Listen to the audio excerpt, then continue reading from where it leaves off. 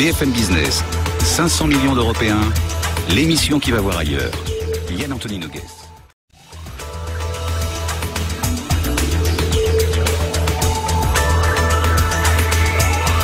BFM Business, 500 millions d'Européens, l'émission qui va voir ailleurs. Yann Anthony Noguès.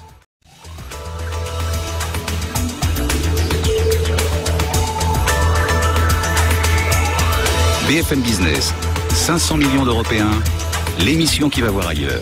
Yann Anthony Noguès.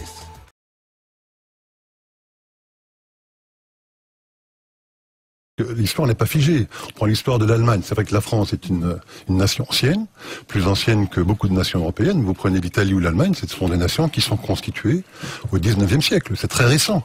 Vous auriez pris des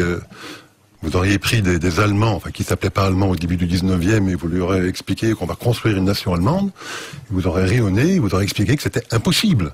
Vous aurez dit la même chose aux Italiens. Et pourtant Bismarck est arrivé, on peut en penser ce qu'on veut, mais finalement ça s'est produit. Donc l'histoire n'est pas figée.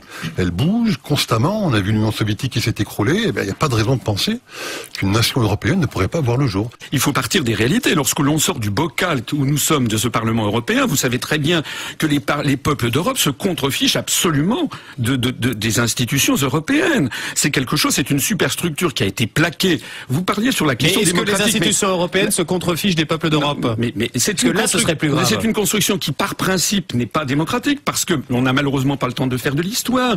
Mais vous savez quand même que l'origine de la construction européenne et l'origine des institutions européennes, c'est quand même l'Allemagne nazie. C'est quand même Walter.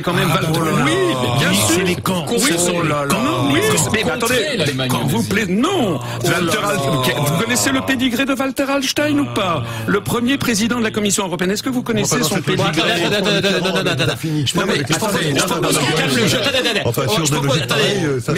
Je propose qu'on calme le jeu. On calme le jeu. Après le journal. Attendez, parce que si on commence à dire que l'Europe d'aujourd'hui c'est l'Europe nazie, après le journal, bon, qu'est-ce qu'on fait? Est-ce qu'il faut sortir de l'Europe ou au contraire aller plus loin et créer des États-Unis d'Europe? Quelles seraient les conséquences dans un cas et dans l'autre? À tout de suite. Officier nazi pendant la Deuxième Guerre mondiale, Walter Hallstein fut fait prisonnier par les Alliés pendant la bataille de Cherbourg.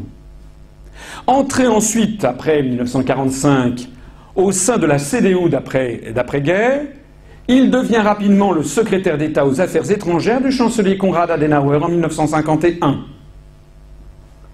À ce poste, il élabore la doctrine Hallstein et négocie au nom de la République fédérale d'Allemagne les modalités de la construction européenne qu'on lui demande de préparer.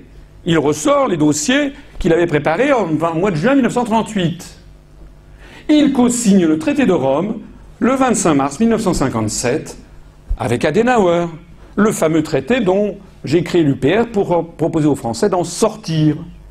Et si vous ne me croyez pas, eh bien voici la photo. On a ici Adenauer et vous voyez juste à côté de lui Walter Hallstein, le juriste nazi choisi par Hitler pour préparer la nouvelle Europe. C'est bizarre qu'on vous en parle jamais. J'ai la mémoire qui flanche, je me souviens plus très bien. Comme il était très musicien, il jouait beaucoup des mains. Tout entre nous a commencé par un très long baiser.